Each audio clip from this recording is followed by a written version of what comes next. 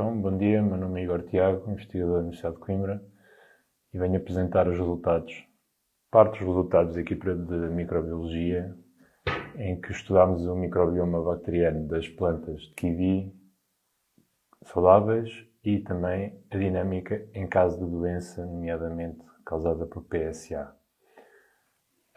Existem 4 espécies de plantas de kiwi que são mais utilizadas para a produção de kiwi a nível mundial. A mais importante é a Actinidia chinensis, em que a variedade deliciosa cultivar Hayward é mais utilizada a nível mundial. A maioria das plantas de kiwi são dioicas, ou seja, plantas diferentes, têm sexos diferentes, e geralmente um pomar de plantas de kiwi desse tipo tem mais plantas femininas, produtoras de fruto, e menos plantas masculinas que são utilizadas como polinizadoras naturais.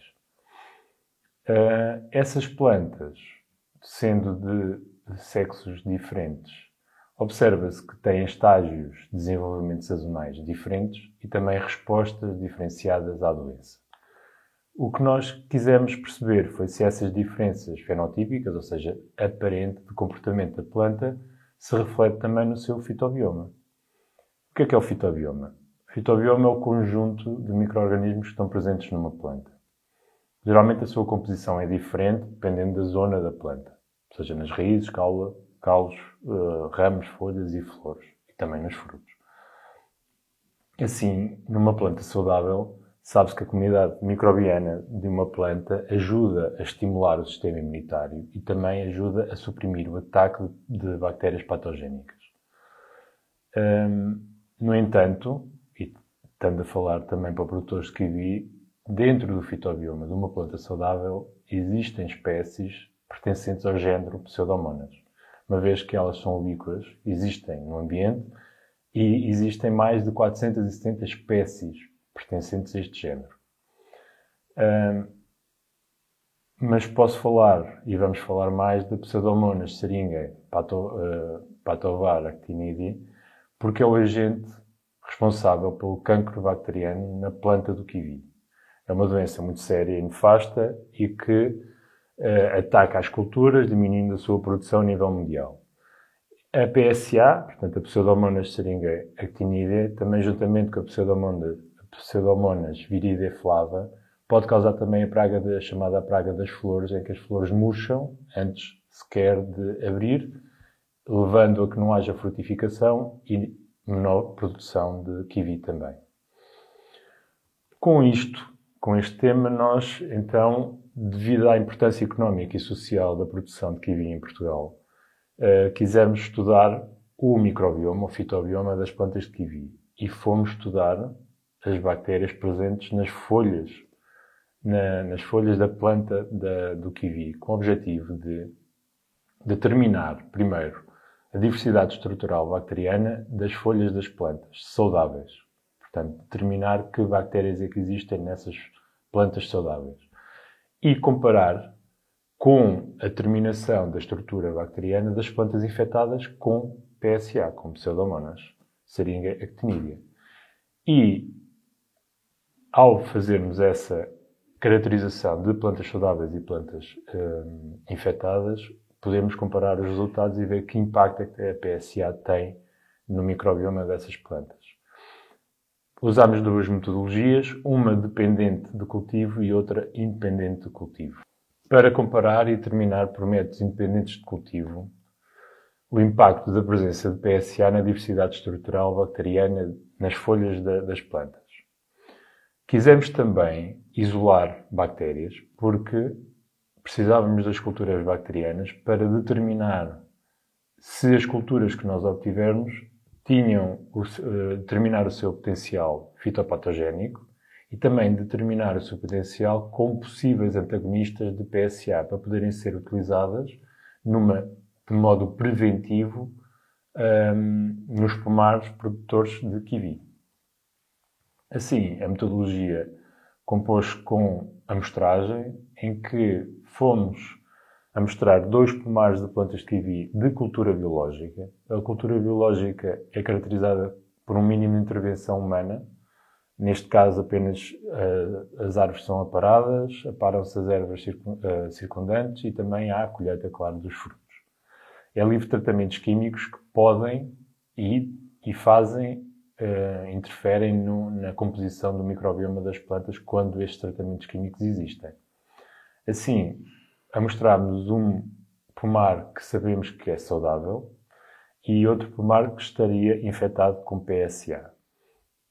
As amostras foram compostas, ou seja, a mostrarmos 5 plantas fêmeas e 5 plantas machos de cada um dos pomares, 10 folhas de cada planta, e juntarmos todas essas amostras, obtendo assim 8 amostras no total. 8 porquê? Porque fizemos amostragens em 2 períodos temporais diferentes, na primavera e no outono. Quisemos assim obter amostras que refletissem a primavera, portanto a passagem da primavera quando há o boom e o aparecimento das flores, e outro que refletisse o outono, ou seja, a senescência após o fruto estar maduro, para ver o que é que acontece e o frio começa a aparecer. As duas abordagens que nós utilizamos foi a técnica independente de cultivo e técnicas dependentes de cultivo. As técnicas independentes de cultivo dão-nos informação sobre as populações bacterianas que estão presentes na planta. Mas têm um problema. Não temos acesso às culturas, não temos acesso ao organismo vivo. O que nos impede de determinar se os organismos são ou não realmente patogénicos ou se podem ser ou não antagonistas de PSA. E para isso, utilizamos as técnicas dependentes de cultivo que nos permitem ter acesso a organismos vivos. O problema também do dependente do cultivo é que só conseguimos recuperar 3 a 4% da totalidade da diversidade bacteriana existente no ambiente, e neste caso nas folhas das plantas. Portanto, cada uma das técnicas complementa-se um ao outro para nós determinarmos realmente qual é a verdadeira diversidade bacteriana existente nas plantas do kiwi. Para as técnicas independentes de cultivo, utilizamos a plataforma Illumina para fazermos o metabarcoding. Metabarcoding é quando nós amplificamos um gene, neste caso amplificamos o gene codificador da subunidade 16S do RNA ribossomal, que nos permite obter a classificação taxonómica e saber que populações bacterianas é que estão presentes no ambiente, neste caso na folha da planta do kiwi.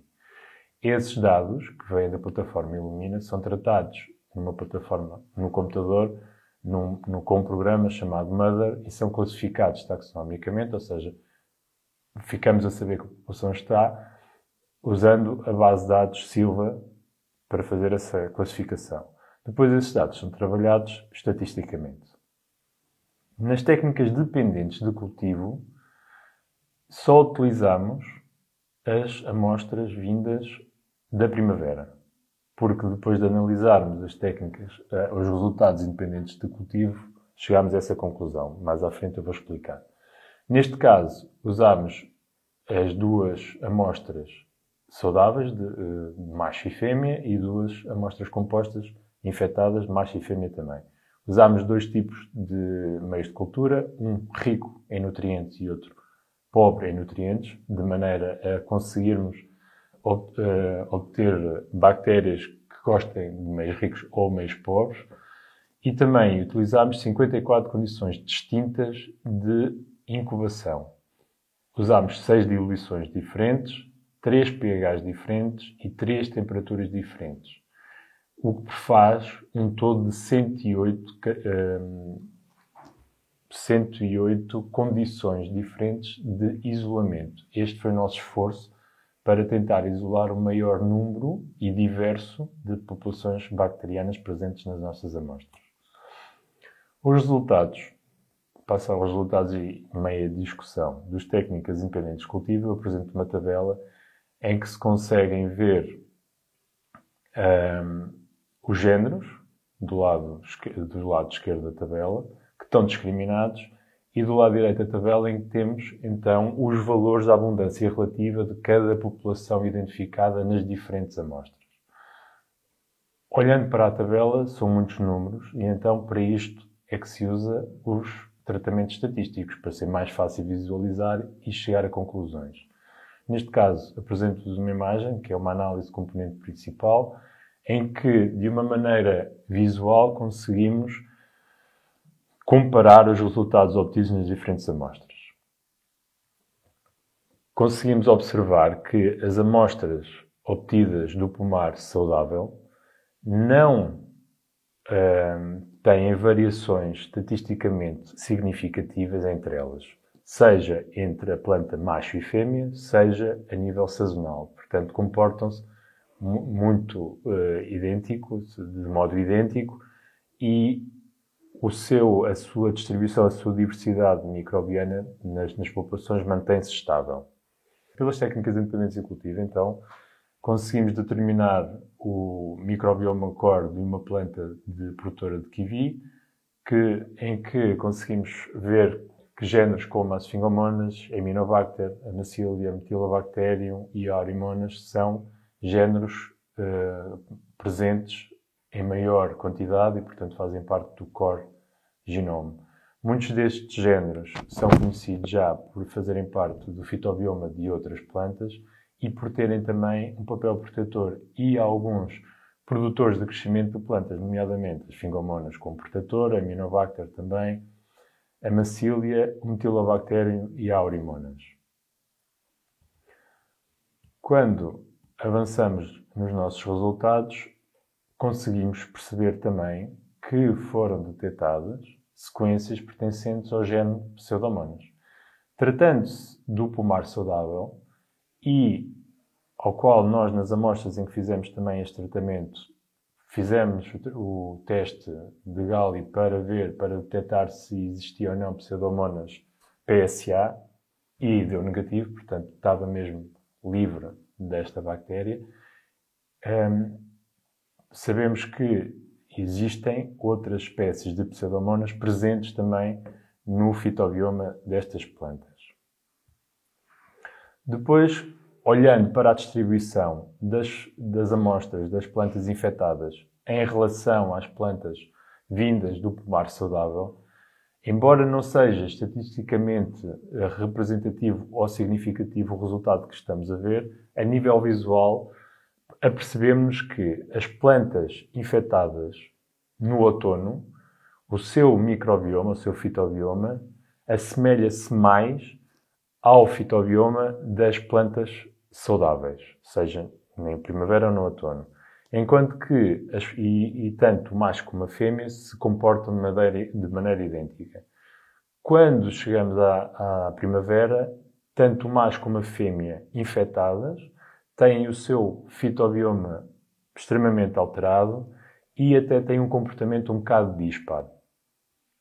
Se observarmos, então, as populações que estão presentes no fitobioma de uma planta infectada, tanto na primavera como no outono, vemos que há um decréscimo enorme das populações que foram determinadas para a planta saudável e são quase que completamente substituídas pela presença da Pseudomonas syringae-cnidia. Nomeadamente nas fêmeas, na primavera vê-se que esse aumento é muito significativo e no outono, aparentemente, há uma regressão enorme da presença de PSA nas folhas e voltam a aparecer alguns dos géneros que foram determinados para a planta saudável. Portanto, aqui vê-se realmente que quando a PSA aumenta muito em número, vai impactar negativamente a presença dos outros géneros na planta, o que depois leva à doença e à presença do cancro nas folhas de kiwi. Ao observarmos as variações nas plantas infectadas entre a primavera e o outono, vemos que, embora na primavera a presença de Pseudomonas é maioritária, sendo 97% nas fêmeas e 62% nos machos, quando passamos para o outono, há o ressurgimento dos géneros que foram identificados nas plantas saudáveis, portanto, eles estão lá, mas há um decréscimo da Pseudomonas, neste caso, na Pseudomonas syringae-cnidae, mas a população maioritária nas populações nas plantas infectadas no outono passa a ser a Metilobacterium. A Metilobacterium é uma bactéria que já aparece nos fitobiomas de outras plantas e também é maioritária no kiwi e que se alimenta de metanol e da atividade biótica das células das plantas. Podemos pensar que mesmo no outono, ao baixar a presença da Pseudomonas, a planta tenta compensar de alguma maneira a falta de crescimento que apareceu na primavera e a senescência, e ao haver esse incremento também vai alimentar o Metilobacterium que existe nas folhas das plantas. Assim, conseguimos discutir que as grandes diferenças que observamos no nosso PSA entre as plantas saudáveis e as plantas infectadas, no caso da primavera, essas diferenças são devido à presença massiva de Pseudomonas syringactinidae e o aumento de semelhança das nossas plantas infectadas no outono com as plantas saudáveis é pelo decréscimo da Pseudomonas e pelo incremento dos géneros que foram identificados nas plantas saudáveis e, nomeadamente, do Metilobacterium. Depois, pelas técnicas dependentes do cultivo, para a nossa satisfação, conseguimos um número bastante significativo de isolados. Conseguimos obter 455 isolados que foram distribuídos por 5 classes: Actinobacteria, Alpha-Proteobacteria, Gamma-Proteobacteria, Bacilli e Chitinophaga. Conseguimos também separar as culturas que foram obtidas em plantas infectadas e plantas saudáveis. Neste caso não fizemos a análise entre planta macho e planta fêmea porque, perante os resultados das técnicas independentes de cultivo, achámos que não seria discutível porque não há grandes variações e as variações que nós encontramos não eram estatisticamente significativas. E o que nós fizemos foi comparar a diversidade bacteriana que encontramos pela técnica dependente de cultivo e independente de cultivo e observamos que, por técnicas dependentes de cultivo, conseguimos isolados que são as populações mais presentes e identificadas por técnicas independentes de cultivo, nomeadamente Auromonas, Sphingomonas, Metilobacterium, Pseudomonas, Frigoribacterium, Erwinia e Curtobacterium. Não conseguimos isolar muitas das populações que foram identificadas por técnicas independentes de cultivo, mas que representavam populações minoritárias observadas. E que, de certo modo, já são conhecidas por precisarem de condições de cultura extremamente específicas e que, neste caso, sendo minoritárias, não conseguimos nem isolar, nem identificar. Mas, por outro lado, por estas técnicas dependentes de cultivo, conseguimos identificar perto de 22 géneros diferentes e que não foram identificados pelas técnicas independentes de cultivo. O que nos dá muita matéria para trabalhar no futuro. A nível de conclusões tiradas deste trabalho, pelas metodologias independentes de cultivo, nós conseguimos realmente determinar o microbioma presente nas folhas das plantas de kiwi. Conseguimos ver que nas plantas saudáveis não há variações significativas entre plantas de sexo diferente. E também não há variações significativas sazonais do microbioma presente nas folhas desta planta. Para as plantas infectadas, não se observaram variações significativas no que respeita ao sexo da planta e também não há alterações significativas a nível sazonais. Com as técnicas, a metodologia dependente de cultivo, nós conseguimos isolar centenas de tipos bacterianas que têm correspondência, houve algumas correspondências entre as populações identificadas por metodologias independentes de cultivo e pelas metodologias dependentes de cultivo, vamos poder determinar o potencial fitopatógeno das populações e também o potencial de antagonismo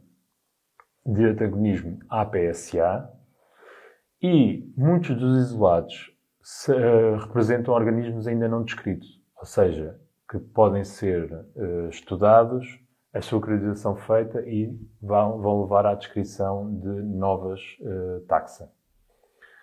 Queria agradecer à equipa que trabalhou neste trabalho, à Aitana, à Joana, à Eva, à Catarina Coelho e à Joana Costa, que também é a principal investigator deste projeto. Agradecido. E às delícias do Tujal, que nos permitiram fazer a amostragem de todo o material utilizado, material biológico necessário a este trabalho. E um bom dia.